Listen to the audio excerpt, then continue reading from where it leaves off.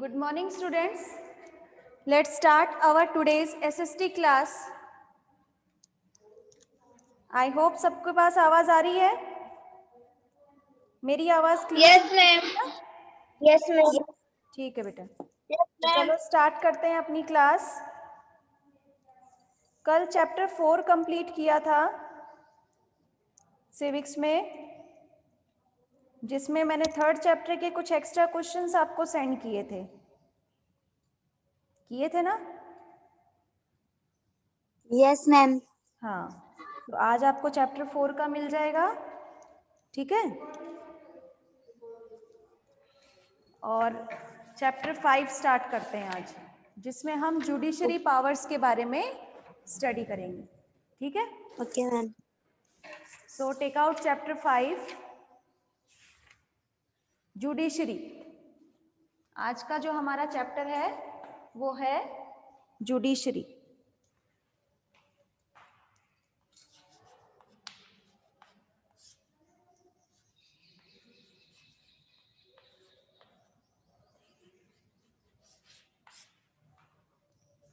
इस चैप्टर के अंदर हम क्या पढ़ने वाले हैं? अभी तक हमने पार्लियामेंट के 2 पार्ट्स को स्टडी किया था.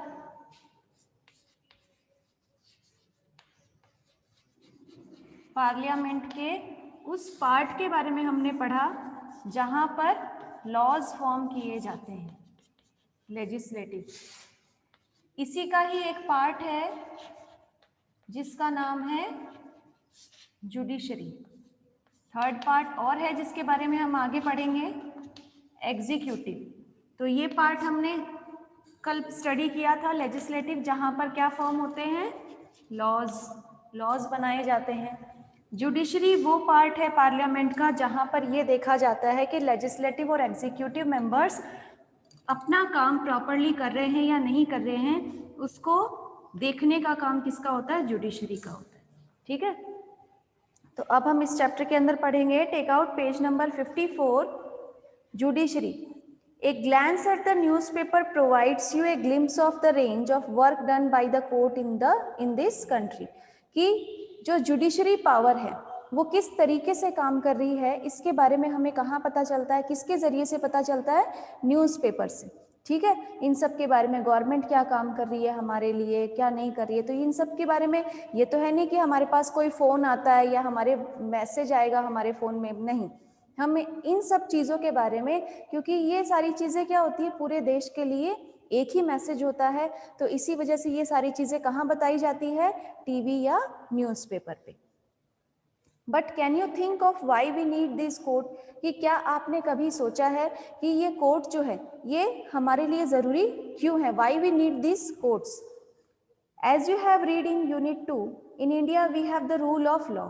यानी कि जैसा कि हमने सेकेंड अभी पढ़ा ही था लास्ट चैप्टर, कि जिसके अंदर हमने क्या देखा कि वी नीड लॉ, कि लॉज होना बहुत ज़रूरी है हमारे लिए.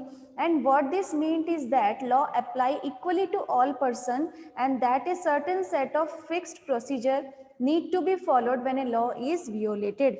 यानी कि ये जो लॉज हैं वो लोगों की सेफ्टी के लिए बनाए जाते हैं, और इसका एक फिक्स्ड प्रोसीजर है, एक सेटअप किया गया है जहां पर ये सभी लोगों के लिए क्या है? इक्वल लॉज जो है फॉर्मुलेट किए गए हैं. और जो भी इसका वियोलेशन करता है, जो इस लॉज को तोड़ता है, उसके लिए क्या होना चाहिए? पनिशमेंट होना चाहिए. To enforce this rule of law, we have a judicial system that consists of the mechanism of court that a citizen can approach when a law is violated. As an organ of government, the judiciary plays a crucial role in the functioning of India's democracy. It can play this role not only because it is independent. What does an independent judiciary mean? यानी कि सिर्फ इसलिए नहीं, ये laws जो है वो इसलिए फॉर्मुलेट नहीं होने चाहिए कि हम एक इंडिपेंडेंट कंट्री में रह रहे हैं, हमारा देश जो है वो डेमोक्रेटिक कंट्री है, तो इस वजह से नहीं, बल्कि लोगों की सेफ्टी के लिए लॉज जो है वो क्रिएट किए जाते हैं. ठीक है. तो इंडिपेंडेंट जुडिशरी मीन्स क्या होता है उसके बारे में हम पढ़ेंगे. Is there any connection between the court in your area and the supreme court in new Delhi? कि जो हमारे एरियाज में, जैसे कि आपने देखा होगा झुंझुनू के अंदर जो कोर्ट है वो, और सुप्रीम कोर्ट जो कहाँ है? न्यू दिल्ली में. तो इनका आपस में क्या कनेक्शन है, and in this chapter you will find answer to this questions कि इन सब चीज़ों के बारे में हम इस चैप्टर में पढ़ने वाले हैं।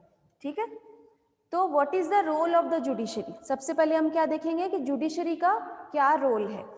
तो court take decision on a very large number of issues. Court जो है उनके पास हर तरह के इश्यूज होते हैं, कहीं पर कोई चोरी हो गई, कोई डकैती हो गई, कोई किसी का कोई प्रॉपर्टी का झगड़ा चल रहा है, कोई आपस में भाई भाई लड़ रहे हैं, तो बहुत सारे केसेस जो हैं वो कोर्ट के अंदर सुने जाते हैं।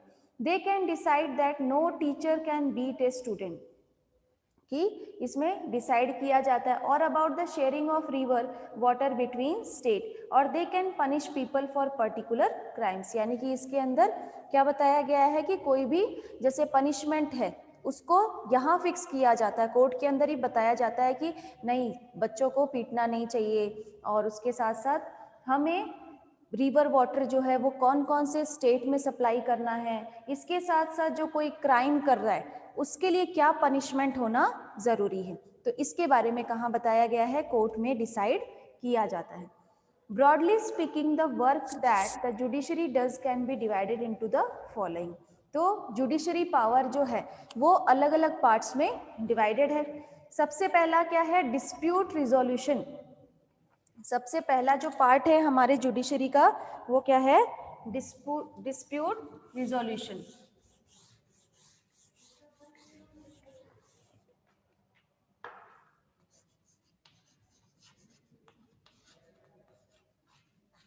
जुडिशरी जिसका फर्स्ट पार्ट है डिस्प्यूट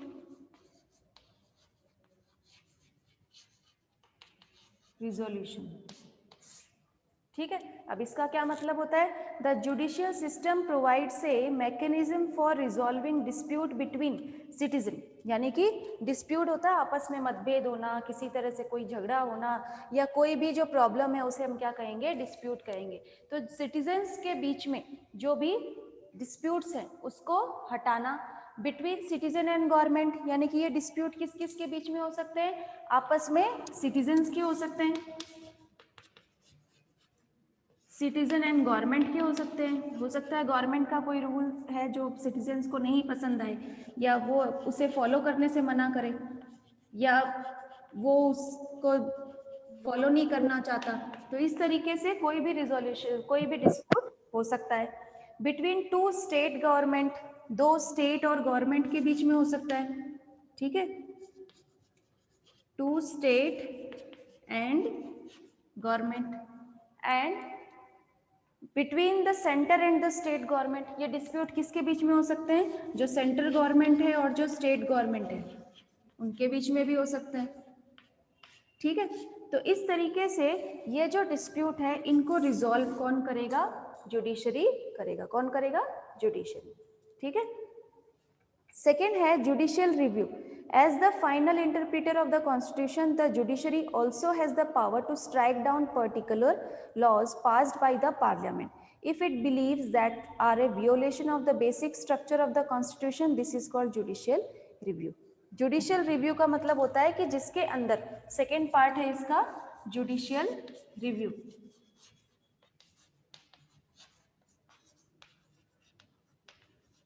जुडिशियल रिव्यू के अंदर ये देखा जाता है कि जहाँ पर भी कोई भी प्रॉब्लम है, जैसे कि किसी भी लॉज को चेंज करना, लॉ पास करना, पार्लियामेंट की जो भी लॉज हैं उसको रिव्यू करने का काम कौन करता है, जुडिशियल रिव्यू के द्वारा होता है। जैसे कि कोई भी वियोलेशन कर रहा है, कोई नियमों का उल्लंघन कर रहा है, तो वो काम कौन देखता है, जुडिशियल रिव्यू के द्वारा उसे चेंज किया जा सकता है।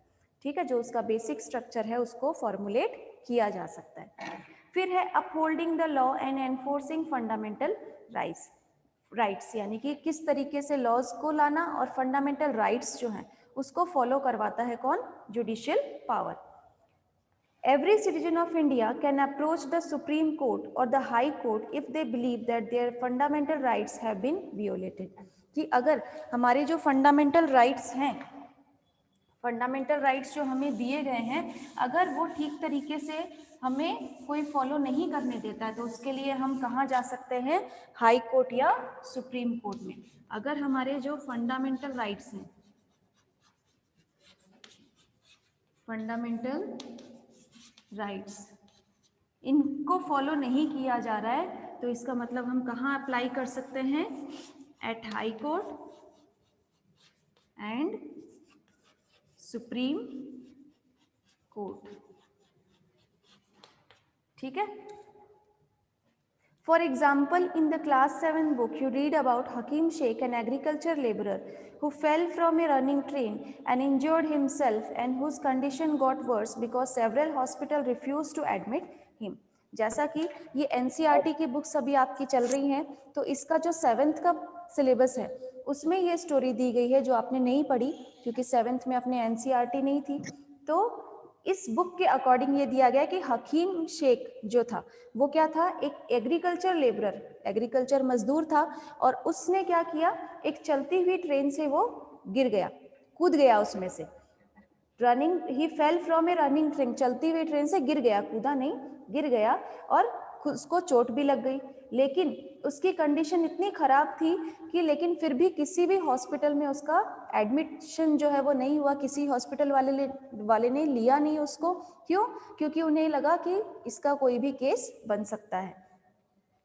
On hearing his case, the Supreme Court ruled that Article 21, which provide every citizen the fundamental right to life, also include the right to health. यानी कि according to Article 21, कौन से आर्टिकल में दिया? आर्टिकल जैसे आप लोग हिंदी में पढ़ते होंगे अनुच्छेद, है ना, कि इस अनुच्छेद के अकॉर्डिंग ऐसा, तो आर्टिकल होता है हमारे फंडामेंटल राइट्स में। तो आर्टिकल 21 के अकॉर्डिंग क्या दिया गया सुप्रीम कोर्ट ने? राइट टू हेल्थ, कि उसे अपनी हेल्थ जो है, अपने को स्वस्थ रखने के लिए, स्वस्थ रखना भी उसका क्या है? एक राइट है। It's therefore directed the west Bengal government to pay him compensation for the loss suffered as well as to come up with a blueprint for primary health care। यानी कि फिर किसी भी हॉस्पिटल वाले ने जब उसको एडमिट नहीं किया तो सुप्रीम कोर्ट के द्वारा ये ऑर्डर दिया गया, जो वेस्ट बंगाल की ये कहानी थी, तो वेस्ट बंगाल के गवर्नमेंट को ये ऑर्डर दिया गया कि अब आपको क्या करना पड़ेगा? उसके लिए कंपनसेशन देना पड़ेगा, यानी कि कुछ पैसों की मदद उसकी करनी पड़ेगी। उसके साथ साथ फ्री ऑफ कॉस्ट उसका पूरा ध्यान रखना होगा, पूरे ट्रीटमेंट जो है उसका फ्री ऑफ कॉस्ट करना होगा। With particular reference to treatment of patient during an emergency, यानी कि उसको जब जरूरत थी उस टाइम पर लिया नहीं उन लोगों ने, तो इसलिए अब उसका पूरा ट्रीटमेंट जो है वो गवर्नमेंट करेगी। पश्चिम Bengal Khet Mazdoor Samiti versus state of west Bengal, तो ये जो कॉन्फ्लिक्ट था, ये किसके, डिस्प्यूट जो था वो किसके बीच में था? कि पश्चिम बंगाल खेत मजदूर के बीच में, और उसके साथ किसका था? वेस्ट बंगाल के स्टेट गवर्नमेंट के साथ में उसका क्या था? एक डिस्प्यूट चल रहा था। तो इस तरह की चीजें हम कहाँ पढ़ते हैं? ये सब चीजें टीवी या न्यूज़पेपर में। फिर नेक्स्ट आता है कि what is an independent judiciary. अभी तक तो हमने देखा कि जुडिशरी है जहां पर सुप्रीम कोर्ट है, हाई कोर्ट है, हमारी जो भी फंडामेंटल राइट्स है उसको हम इजीली फॉलो नहीं कर पाते हैं तो उसके लिए भी हम वहां अप्लाई कर सकते हैं। तो ये तो हो गए हमारे जुडिशरी पावर, ठीक है, जो ये देखता है कि सारे जो सिटीजन्स है उनके साथ कुछ भी गलत होता है तो उसको कौन देखता है? सुप्रीम कोर्ट या हाई कोर्ट। ठीक है, अब हम पढ़ेंगे कि इंडिपेंडेंट जुडिशरी जो है वो क्या होता है। ठीक है, तो take out page number 56। Imagine a situation in which a powerful politician has encroached on land belonging to your family. Within this judicial system, the politician has the power to appoint and dismiss a judge from his office. कि एक situation imagine करनी है जिसके अंदर क्या है कि एक powerful politician has encroached on land belonging to your family, कि एक पावरफुल पॉलिटिशियन जो है वो क्या कर रहा है कि किससे क्या करना है? किसी जमीन को उससे जबरदस्ती लेनी है किसी पर्सन से। तो इस जुडिशियल सिस्टम में पॉलिटिशियन जो है उसके पास ये पावर है कि वो किसी भी जज को डिसमिस कर सकता है, उसके ऑफिस से हटा सकता है। You can take this case to court, आप उस केस को कोर्ट में लेकर जाओगे। द जज is clearly partial two the politician, और जज क्या है? पूरा पॉलिटिशियन की तरफ ही बोलेगा, क्योंकि वो क्या है? वो तो पॉलिटिशियन है, तो वो किसी भी जज को वो हटा सकता है, किसी भी जज को वो अपॉइंट करवा सकता है। तो ऐसी सिचुएशन में हमें क्या करना है? The control that the politician hold over the जज does not allow for the जज to take an independent decision.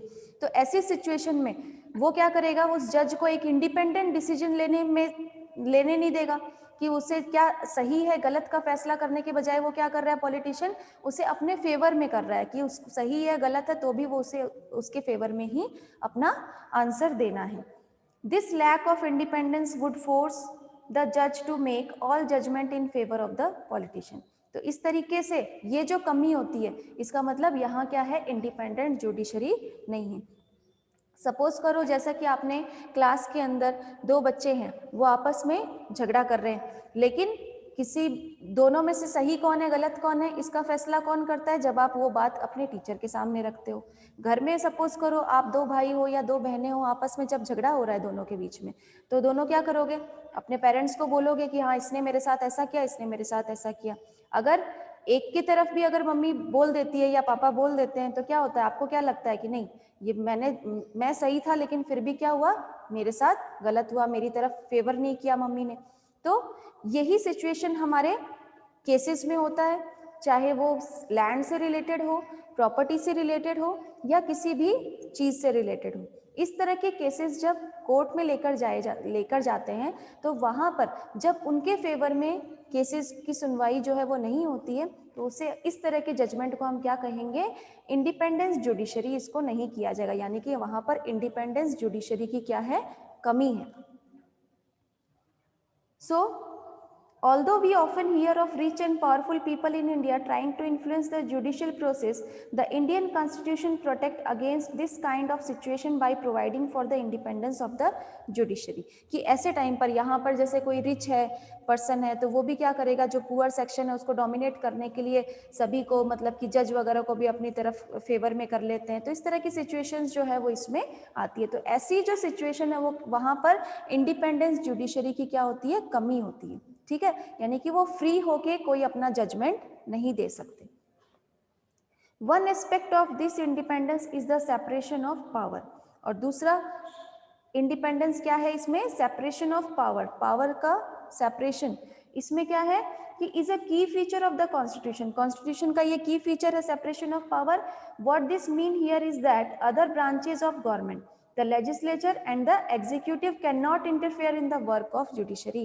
यानी कि सेपरेशन ऑफ पावर का यूज करना चाहिए, जहां पर जिसमें हमने फर्स्ट चैप्टर में पढ़ा था कि सेपरेशन ऑफ पावर, जिसमें हमने एग्जांपल क्या देखा था, रिलीजन का देखा था कि रिलीजन का स्टेट से कोई मतलब नहीं होता।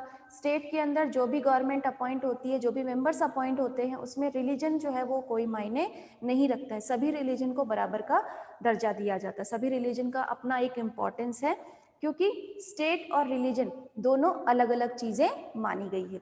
तो उसी तरीके से सेपरेशन ऑफ पावर को ध्यान में रखते हुए इसमें क्या बताया गया है कि जो भी लेजिस्लेटिव और एग्जीक्यूटिव पावर्स हैं हमारे पार्लियामेंट के, जैसे मैंने आप लोगों को बताया था कि पार्लियामेंट के 3 पार्ट्स हैं,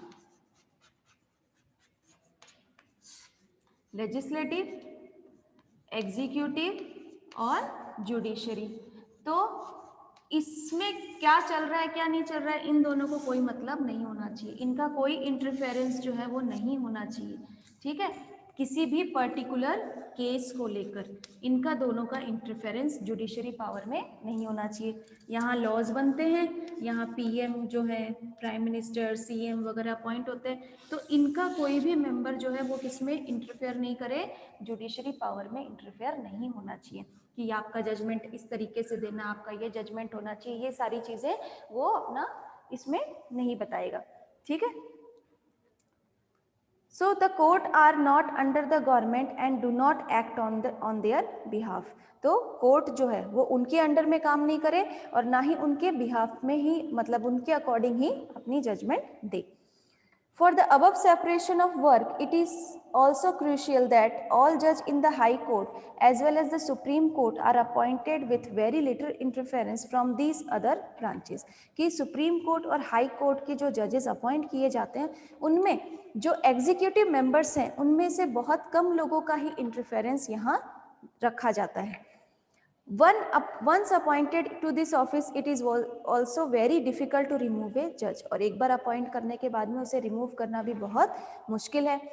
It is the independence of the judiciary that allow the court to play central role in the ensuring that there is no misuse of power by the legislature and the executive। यहाँ page number 57 पर इसको underline कीजिए कि independence of judiciary का क्या मतलब होता है कि जहां पर कोर्ट जो है, सुप्रीम कोर्ट या हाई कोर्ट या सिविल कोर्ट, जो भी कोर्ट्स हैं, वहां पर किस तरह की प्रोसेस चल रही है, उसका मिसयूज नहीं होना चाहिए, अपने पावर का मिसयूज नहीं होना चाहिए, और लेजिस्लेटिव और एग्जीक्यूटिव मेंबर्स का कोई इंटरफेरेंस उसमें नहीं होना चाहिए। इसको अंडरलाइन कर लीजिए। इट ऑल्सो प्लेस एक, कहाँ से करना है? इट इज से आप पेज नंबर 57 पर स्टार्टिंग में देखो, इट इज द इंडिपेंडेंस से लेकर आप इसको लेजिस्लेचर और एग्जीक्यूटिव थर्ड लाइन तक अंडरलाइन कर लीजिए। It also plays a crucial role in protecting the fundamental rights of citizen because anyone can approach the court if they believe that their rights have been violated। कि अगर हमें लगता है कि हमारे जो फंडामेंटल राइट्स है वो हमें कोई अच्छे से फॉलो नहीं करने दे रहा है, कोई हमें हमारे धर्म के बारे में कुछ बोल रहा है, या फिर कोई हमें हमारी मर्जी से हम उस स्कूल में एडमिशन नहीं ले सकते, हमारी एजुकेशन से रिलेटेड कोई टॉपिक है, तो इन सब चीज़ों में अगर कोई दूसरा इंटरफेयर करता है तो उसके लिए हम अप्लाई कहाँ कर सकते हैं? कोर्ट्स में अप्लाई कर सकते हैं। ठीक है, नेक्स्ट आता है हमारा what is the structure of court in India, कि कोर्ट का क्या स्ट्रक्चर है। तो there are 3 different level of court in our country. ठीक है, तो 3 डिफरेंट कोर्ट है हमारे कंट्री के अंदर, तो वो लेवल मैं आपको बता देती हूँ।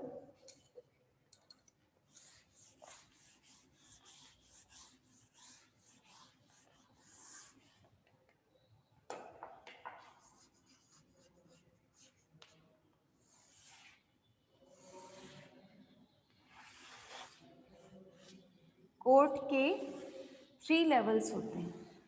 ठीक है, तो सबसे पहले देखो, there is the court the most people interact with are what are called subordinate और डिस्ट्रिक्ट कोर्ट, यानी कि सबसे इम्पॉर्टेंट जो कोर्ट है, यानी कि जो हम सीधा तो वहाँ सुप्रीम कोर्ट जा नहीं सकते किसी भी केस को लेकर, तो उसके लिए हमें क्या करना होता है? सबसे पहले subordinate court, subordinate district court या सिविल कोर्ट हम इसको कह सकते हैं। ठीक है, सेकेंड है तहसील लेवल और in town and they hear many kind of cases. ये क्या करते हैं? बहुत अलग अलग हर तरह के केसेस जो हैं वो यहाँ पर सुनवाई होती है इनकी। Each state is divided into district, हर स्टेट जो है वो डिस्ट्रिक्ट में डिवाइडेड होता है, that are preside by a district जज। और डिस्ट्रिक्ट जज जो है, यानी कि जो तहसील है, सबऑर्डिनेट कोर्ट के अंदर तहसील भी आ जाते हैं, तहसील कोर्ट भी आ जाएगा। जो जितने भी तहसील है उन सब की सुनवाई कहाँ होगी? डिस्ट्रिक्ट कोर्ट में। पहले हम सबऑर्डिनेट कोर्ट्स में अप्लाई कर सकते हैं, तहसील कोर्ट होते हैं वहाँ अप्लाई कर सकते हैं, और फिर डिस्ट्रिक्ट कोर्ट में जा सकते हैं। हर स्टेट में जो डिस्ट्रिक्ट्स हैं वहाँ जा सकते हैं। Each state has a high court, हर एक स्टेट का क्या होता है? एक हाई कोर्ट होता है, जो कि सेकेंड लेवल हो गया। ठीक है, फर्स्ट लेवल पर डिस्ट्रिक्ट कोर्ट, सिविल कोर्ट या सबऑर्डिनेट कोर्ट, तहसील कोर्ट, ये सब हो सकते हैं। और सेकेंड नंबर पर क्या होगा? हमारा हाई कोर्ट होगा, which is the highest court of that state, उस स्टेट का सबसे हाईएस्ट कोर्ट माना जाता है। At the top is the supreme court that is located in new Delhi, और जो टॉप मोस्ट कोर्ट होगा वो कौन सा होगा? Supreme court. और ये सुप्रीम कोर्ट कहाँ पर है? न्यू दिल्ली में। ठीक है, supreme court that is located in new Delhi and is presided over by the chief justice of India. और सुप्रीम कोर्ट जिसको प्रिसाइड्स कौन करता है? चीफ जस्टिस, जिसको हम सुप्रीम कोर्ट के जज को क्या कहेंगे? Chief justice of India. इसको आप अंडरलाइन कर लीजिए इस पैराग्राफ के अंदर। देखो, सबसे पहले आपको इसमें अंडरलाइन करना है थर्ड लाइन से, the court that most people interact with are what are called subordinate और डिस्ट्रिक्ट कोर्ट। फिर these are usually at the district और तहसील लेवल और in town they hear many kind of cases. फिर each state is divided into district that are presided over by a district judge। ठीक है, ये आपको पूरा underline करना है। और फिर each state has a high court, हर एक स्टेट का एक हाई कोर्ट है, एंड हाईएस्ट कोर्ट, जिसे highest court of that state माना जाता है। फिर at the top is the supreme court, सबसे टॉप मोस्ट कौन सा होगा? Supreme court, that is located in new Delhi, और वो कहाँ पर है? न्यू दिल्ली में। और इसे प्रिसाइड कौन करता है? Chief justice of India. The decision made by the supreme court are binding on all other courts in India, कि सुप्रीम कोर्ट ने जो भी डिसीजन दे दिया वो इन सभी को क्या करना होगा? फॉलो करना होगा, इन सभी को क्या करना होगा? मानना होगा। ठीक है, इसका जो फैसला है वो ये दोनों नहीं टाल सकते। यहाँ अगर कुछ केसेस की जो अगर यहाँ सॉल्यूशन नहीं होता तो वो हाई कोर्ट अप्लाई कर सकते हैं, हाई कोर्ट से सुप्रीम कोर्ट तक जा सकते हैं, ये फाइनल है, इसके बाद में कोई कोर्ट नहीं है। ठीक है, यहाँ जो डिसीजन हो गया वो उस केस जो करता है उसको भी फॉलो करना होगा और इन दोनों को भी फॉलो करना होगा। ठीक है, नेक्स्ट है page number 58। Are this different level of court connected to each other? तो ये जो कोर्ट जो है ये क्या है? आपस में कनेक्टेड है, क्योंकि तीनों का काम क्या है? एक ही काम है, तो आपस में क्या है? ये कनेक्टेड होते हैं। All three are connected with each other. Yes they are, तो yes they are connected. In India, we have an integrated judicial system, meaning that the decision made by higher court are binding on the lower courts. कि जैसे अभी मैंने आप लोगों को बताया था कि ये जो सुप्रीम कोर्ट है इसका जो भी डिसीजन होगा both are binding to follow that rules, दोनों के ऊपर प्रेशर होगा कि हाँ हमें इसको फॉलो ही करना होगा क्योंकि सुप्रीम कोर्ट का ये फैसला हो गया। तो हाई कोर्ट जो फैसला सुना देता है उसको किसको मानना होगा? ये जो नीचे डिस्ट्रिक्ट कोर्ट है, तहसील कोर्ट है, ये फॉलो करेगा किसके रूल्स? किसके डिसीजन? हाई कोर्ट की। ठीक है, another way to understand this integration is through the appellate system that exist in India. इसको और हम इजीली किससे समझ सकते हैं? जो एप्लीएट सिस्टम है वो क्या चीज है वो हम पढ़ते हैं। This means that a person can appeal to a higher court if they believe that the judgement pass by the lower court is not just. यानी कि जो लोअर कोर्ट है, सबसे नीचे जो लोअर कोर्ट है, अगर इन लोगों का फैसला लोगों को सही नहीं लगता है तो वो क्या कर सकता है? हाई कोर्ट में अप्लाई कर सकता है। इसको अंडरलाइन कर लीजिए कि एप्लेट सिस्टम आपको मिला पेज नंबर 58 पर, 5th लाइन पर देखो, लास्ट में एप्लेट सिस्टम है। Appellate system that exist in India. अब एप्लेट सिस्टम क्या है? दिस मीन्स, ये इसका मीनिंग हो गया, this means that a person can appeal to a higher court if they believe that the judgement passed by the lower court is not just. कि अगर वो ये विश्वास रखते हैं कि अगर ये इन लोगों का फैसला सही नहीं है तो वो कहाँ अप्लाई कर सकता है? हाई कोर्ट में अप्लाई कर सकता है।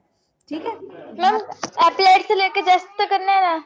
हाँ, जस्ट तक। ठीक है, तो हम यहाँ तक पढ़ेंगे इसको। आप इस चैप्टर को फिर से रीड करोगे, जो जो इम्पोर्टेंट चीजें मैंने आपको अंडरलाइन करवाई है उनको भी पढ़ना, जो नहीं समझ में आया आप मुझसे पूछ सकते हो। ठीक है, और चैप्टर 4 के क्वेश्चन आंसर्स मैं आज आपको सेंड करूंगी जिसको आपको पढ़ना है।